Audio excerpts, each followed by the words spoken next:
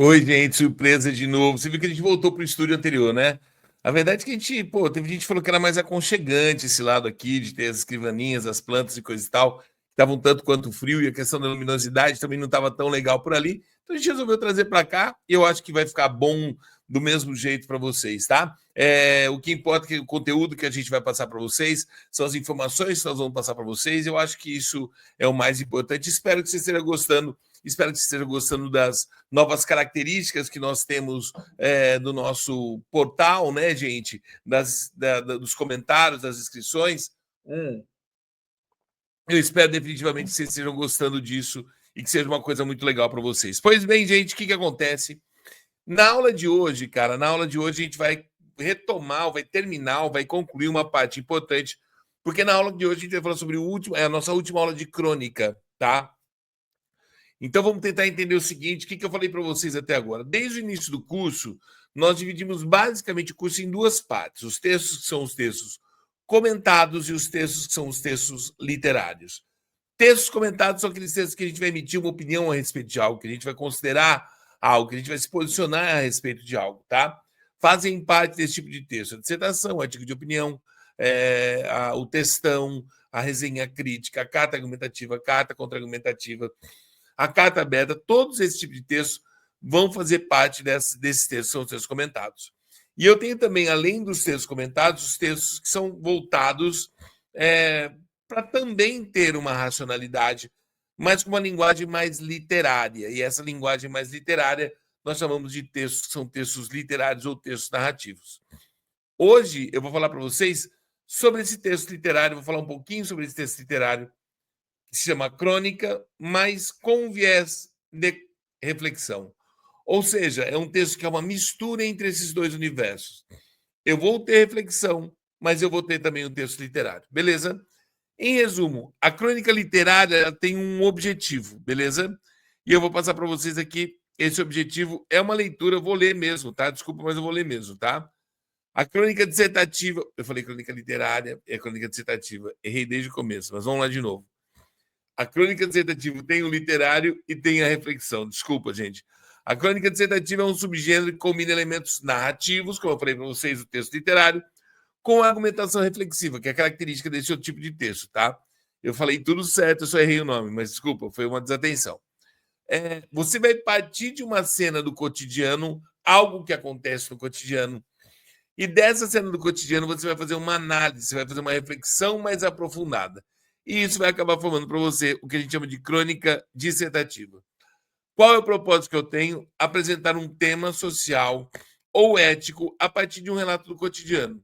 Então, eu vou sair de algo que é algo do microcosmo, do pequeno mundo, e vou para algo que é algo mais amplo, tá? Algo que se expande. E aí a gente vai ter o que a gente chama de crônica literária. Tudo bem? Beleza? Então, vamos dar uma olhadinha agora, por favor, nas características dessa crônica literária, beleza? Se a gente der uma olhadinha, você vai ver que ela parte de uma cena inicial, que vai situar o leitor de alguma cena, de algo que está acontecendo, que é o famoso alguém fazendo alguma coisa em algum lugar. Vai ter um gatilho, que vai ser algo que vai levar esse sujeito não para uma história, mas para uma reflexão. E aí vem a diferença, que a gente começa a fazer a reflexão até chegar ao fechamento do texto. Mas a maneira melhor que eu acho a gente perceber isso é através de exemplos, tá? Certamente a gente vai conseguir fazer isso mostrando para vocês alguns exemplos, e isso vai ficar mais fácil a percepção de vocês. Então, em resumo, só para você entender. Crônica reflexiva ou crônica dissertativa é uma crônica em que eu parto de uma situação cotidiana e dessa situação cotidiana eu vou fazer uma análise mais aprofundada. Beleza? Eu parto do cotidiano e vou para uma análise mais aprofundada. Eu saio do microcosmo, eu estou ali olhando alguém na rua passando e vou falar sobre solidariedade, vou falar sobre amor, vou falar sobre tensão, vou falar sobre violência, vou falar sobre temas mais amplos, tá? Basicamente é essa a ideia que a gente tem numa crônica que mistura esses dois elementos, tá? Eu vou mostrar para vocês agora, e vou fazer a leitura para vocês, de alguns exemplos, tá? Para a gente compreender esse processo dessa crônica. Então vamos lá? Primeira coisinha, tênis ou frescobol, um texto de Rubem Alves, tá? Beleza? Rubem Alves, para quem não sabe, o Rubem Alves ele é um grande cronista brasileiro, tá? Vou ficar aqui do ladinho para vocês para ficar melhor. Ele é um grande cronista brasileiro e ele é um psicanalista, né, cara? É um cara que fala muito sobre as questões da alma, né? E nesse texto ele é muito feliz nessa construção para dar um exemplo de uma crônica para vocês reflexiva. Depois de muito meditar sobre o assunto, concluí que os casamentos são de dois tipos: aos casamentos do tipo tênis e aos casamentos do tipo frescobol. Os casamentos do tipo tênis são uma fonte de raiva e ressentimento e terminam sempre mal. Os casamentos do tipo frescobol são uma fonte de alegria e têm a chance de ter a vida longa. E continua. O tênis é um jogo feroz. O seu objetivo é derrotar o adversário. E a sua derrota se revela no seu erro. O outro foi incapaz de devolver a bola. Joga-se tênis para fazer o outro errar. O bom jogador é aquele que tem a exata noção do ponto fraco do seu adversário. E é justamente para aí que ele vai dirigir a sua cortada.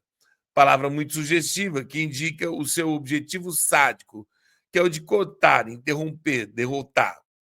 O prazer do tênis se encontra, portanto, justamente no momento em que o jogo não pode mais continuar porque o adversário foi colocado fora do jogo. Termina sempre com a alegria de um e a tristeza do outro.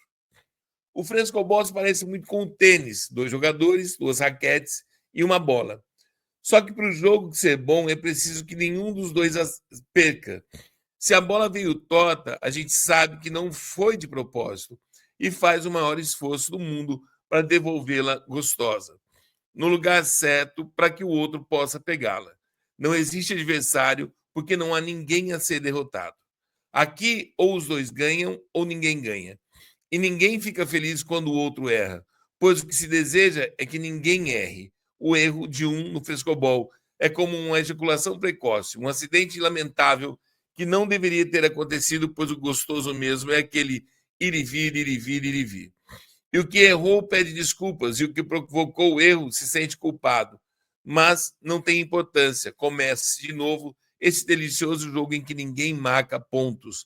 A bola não as leva. A bola são as nossas fantasias e realidades, sonhos sob as formas de palavras. Conversar é ficar batendo sonho para lá, sonho para cá. Continuemos. Mas há casais que jogam com os sonhos como se jogassem tênis. Ficam à espera do momento certo para a cortada. Tênis é assim. Recebe-se o sonho do outro para destruí-lo, arrebentá-lo como bolha de sabão. O que se busca é ter razão e o que se ganha é o distanciamento. Aqui quem ganha sempre perde. Já no frescobol é diferente. O sonho do outro é o brinquedo que deve ser preservado, pois se sabe que se sonho é coisa delicada, de coração. O bom ouvinte é aquele que, ao falar, abre espaços para que as bolhas de sabão do outro voem livres. Bola vai, bola vem, cresce o amor, ninguém ganha para que os dois ganhem. E se deseja, então, que o outro viva sempre, eternamente, para que o jogo nunca tenha fim. Rapaziada, dá uma olhadinha para mim e presta atenção. O que acontece? Essa crônica parte de algo cotidiano, que é o casamento, beleza? Mas para falar sobre o casamento, ele faz uma alegoria, que é uma alegoria sobre o jogo de frescobol e o jogo de tênis, que também é uma coisa do cotidiano. Mas ele pega isso para levar para um outro lado. Ele leva isso para levar para um lado, para uma conversa mais ampla. Ele está falando sobre cumplicidade, sobre vínculo, sobre amor, sobre paixão, sobre respeito. Então é um texto que aparentemente está falando sobre casamento, mas em verdade está falando sobre coisas mais amplas. E esse é o papel da crônica. Esse é o papel da crônica. Tudo bem? Beleza? Entendam, tá? A crônica pode ser, tem várias formas de serem feitas. Não tem um padrão específico, tá? Mas é algo que acontece no cotidiano que vai te levar para uma reflexão mais ampla. Um bom exemplo disso você faz cotidianamente, sabe? Você está indo para a escola, você está voltando da escola, indo para o trabalho, enfim, em qualquer lugar que você estiver, para e observa. Olhe, porque certamente a vida vai te dar uma história. E você vai analisar se aquela pessoa está certa ou está errada, se ela foi de bom caráter, não foi de bom caráter, e é isso que faz uma crônica, tá? Essa crônica que eu vou contar para vocês agora é sobre uma planta que eu comprei. É uma história muito interessante, é uma história minha, uma história pessoal. E eu coloquei um texto meu, que eu já devo ter falado para vocês na semana na outra aula, mas eu queria retomar aqui esse texto. É uma história minha de uma planta melhor. Houve um momento da minha vida que minha vida começou a dar muito errado, muito errado, muito errado. Meu pai faleceu, o casamento acabou, minha empresa acabou, então tudo foi dando tudo muito errado, né? E eu vim, nesse momento, eu fui arranjar um lugar para morar e eu comprei um apartamento perto da minha mãe.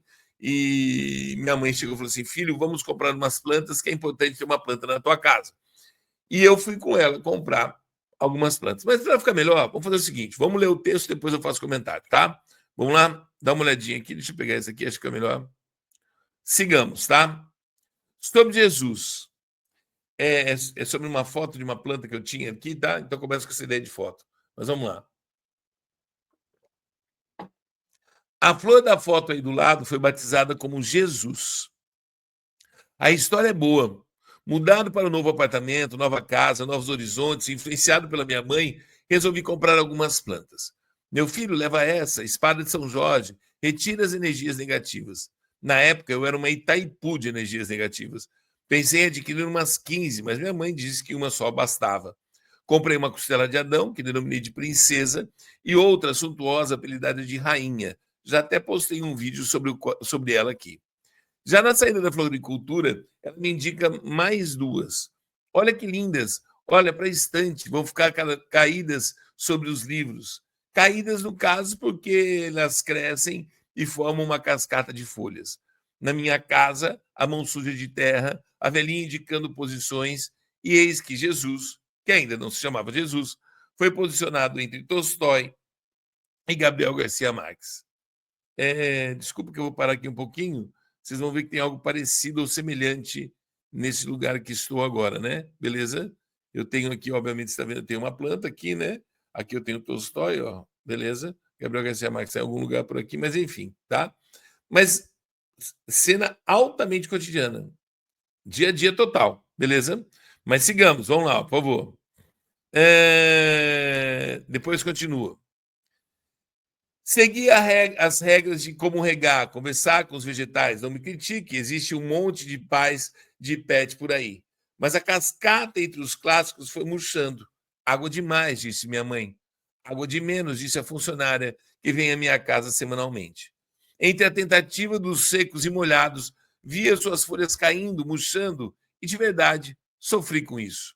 É triste temer que sua casa não seja agradável a plantas. Em um desespero crédulo de que poderia salvá-la, retirei-a da estante e a coloquei na sacada. A agonia perdurou. Tampei um respirador com vidro de janela para que o frio não incomodasse e dava água nem a mais, nem a menos.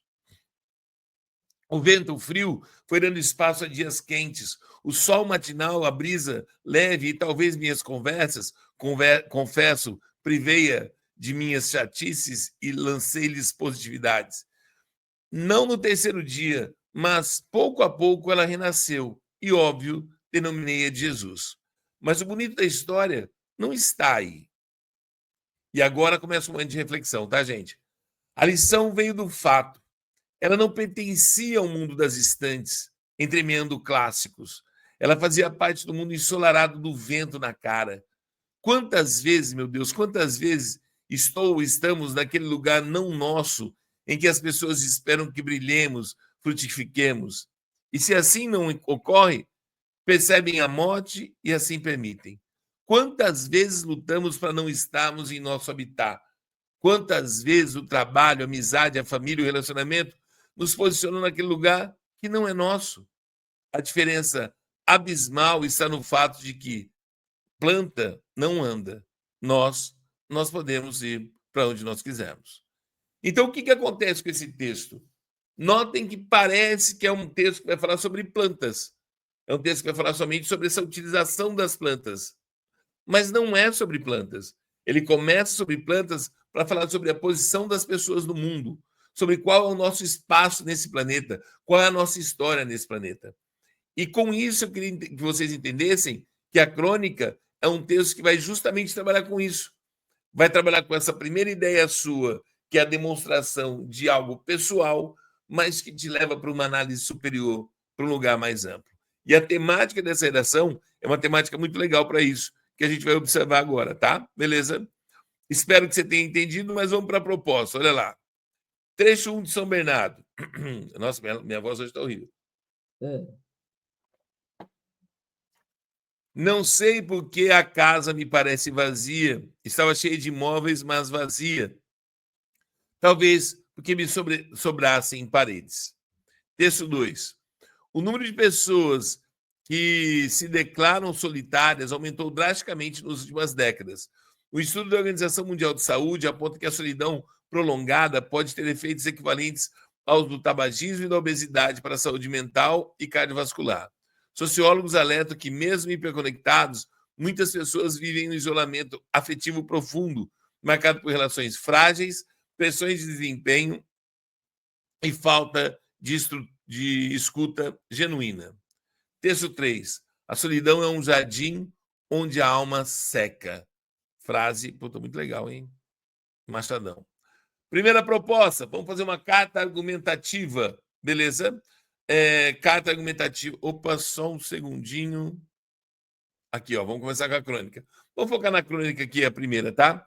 Escreva uma crônica que parte de uma cena simples, um banco de praça vazio, um celular silencioso, uma conversa interrompida e reflita sobre como lidamos com a solidão nos dias de hoje. Cara, muito legal, né? Criar uma pessoa solitária, né? Ou observar uma pessoa solitária, como é que é esse dia, quais são as alegrias dessa pessoa, tá? Beleza? Segunda crônica.